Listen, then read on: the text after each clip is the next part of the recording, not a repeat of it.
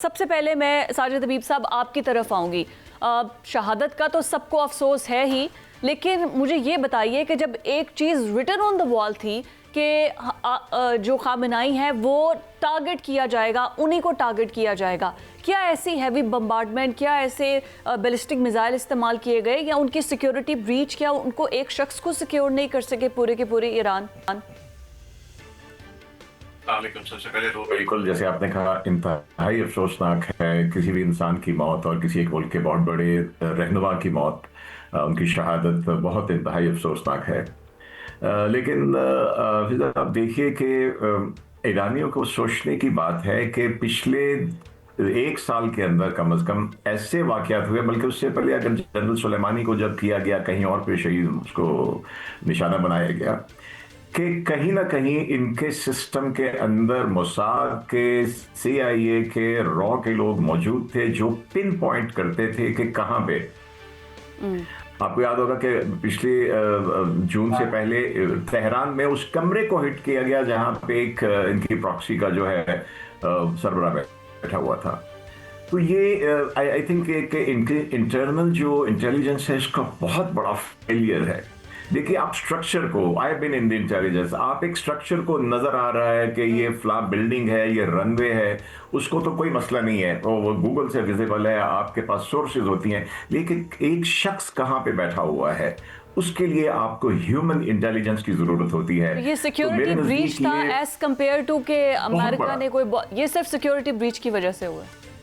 जी बिल्कुल बिल्कुल, security breach जिसमें पूरे उनके जो स्पाइस थे वो इन्फिल्ट्रेट किए हुए थे, घुसे हुए थे इनके सिस्टम में, जिन्होंने एग्जैक्टली पिन पॉइंट किया कि कहां पे पूरी फैमिली बैठी है या कहां पे वो मीटिंग हो रही है, और एग्जैक्टली उसको उन्होंने कोई 30 के करीब मिसाइल तो उन्होंने उसी कंपाउंड के ऊपर फेंके हैं ताकि वो न्यूड के उसके अंदर वो बंकर होंगे, वो नीचे डीप बैठे होंगे, लेकिन आप तो ऐसे वेपन हैं जो 40 फुट नीचे तक जाके मार कर सकते हैं।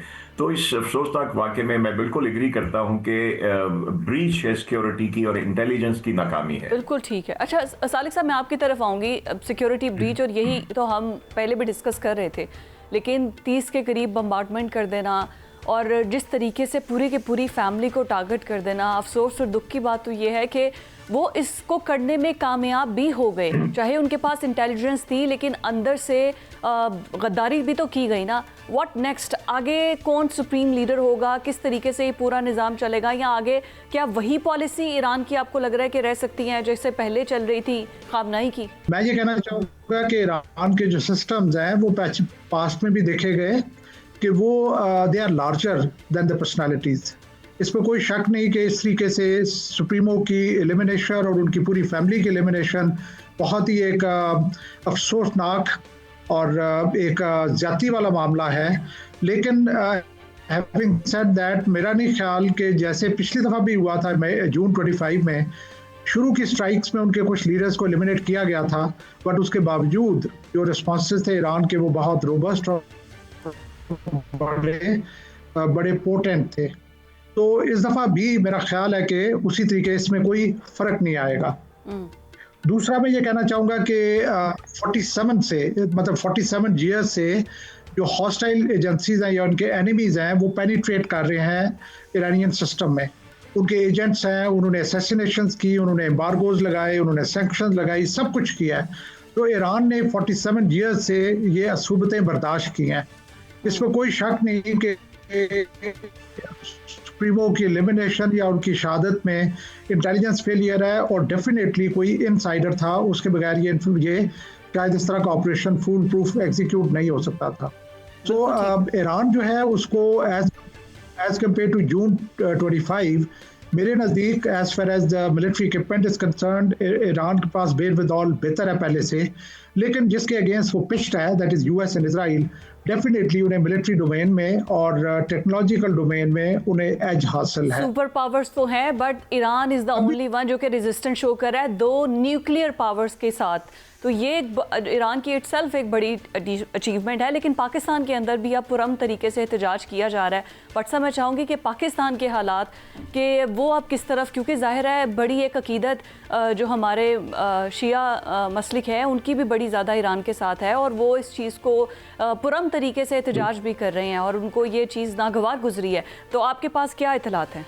बिस्मिल्लाहिर्रहमानिर्रहीम। देखें, आज का प्रोग्राम का आगाज़ जो है बड़ा दुख और गम है, अफसोस है और बहुत ही ज़्यादा, मतलब अल्फाज नहीं है कि ईरानी सुप्रीम लीडर जो आयतुल्लाह ख़ामनाई हैं वो शहीद हो गए हैं, शहादत के रुतबे पर फाइज हो गए हैं। इन्ना लिल्लाहि व इन्ना इलैहि राजिऊन।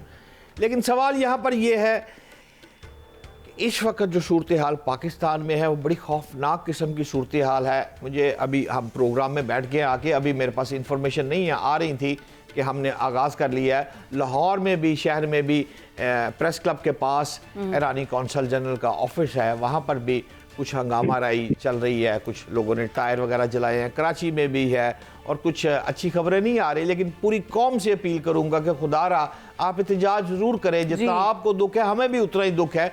लेकिन कम से कम आप किसी चीज़ को इस तरह ना लेके जाए कि पाकिस्तान के मुतल्लक आप अपनी बिल्डिंग्स को, अपनी चीज़ों को इंतशार इस किस्म का ना लेके आए कि आप उसमें हम ही आपस में उलझ जाए। देखिए, पाकिस्तान बात क्या है, बात यह है पाकिस्तान अपने मुफादात को देखकर फैसला करता है। पाकिस्तान, हमारी जंग अफगानिस्तान से इस वक्त चल रही है। ये जंग मुशरिक वुस्ता के सॉल्व करने के लिए हम तो खुद लड़ रहे हैं, हम खुद हालत जंग में है इस वक्त। हमारी फौज कहाँ है, हमारे तैयारे इस वक्त कहाँ हैं? अच्छा, कौन सा इस्लामी मुल्क है जिसने कभी हमारा साथ दिया है? जो सच्ची बात करनी नहीं चाहिए लेकिन आज करूंगा कि इस वक्त हम अफगानिस्तान के साथ लड़ रहे हैं। कौन सा मुल्क मुझे बताएं कि हमारे साथ खड़ा है, हमारी पीठ के पीछे खड़ा है? पाकिस्तान अपने जोरे बाजू के ऊपर लड़ रहा है ना।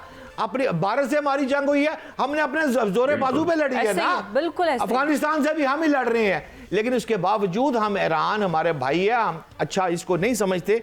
लेकिन पाकिस्तानी आवाम को जो है वो थोड़ा सा सब्र तहम्मुल का मुजाहरा ज़रूर करना होगा। और मुझे ये भी दुख समझ नहीं आ रही कि ईरान पर हमले से पहले जो ट्रंप है, उन्होंने ना तो कांग्रेस से को बाकायदा मंजूरी ली है और ना ही उन्होंने अपने आवाम को वाज़ेह तौर पर बताया कि मैंने ये करना है या ये करना है।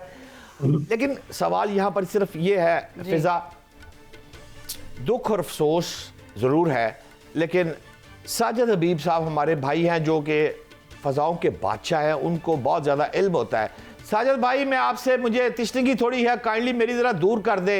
ईरान त्यारे आ रहे हैं, अमेरिका के आ रहे हैं, इस्राइल के आ रहे हैं, बमबारी कर रहे हैं, उनके जनाब आर्मी चीफ को मार रहे हैं, खामनाई को मार रहे हैं। आगे से कहाँ है चाइना, कहाँ रशिया, कहाँ त्यारे?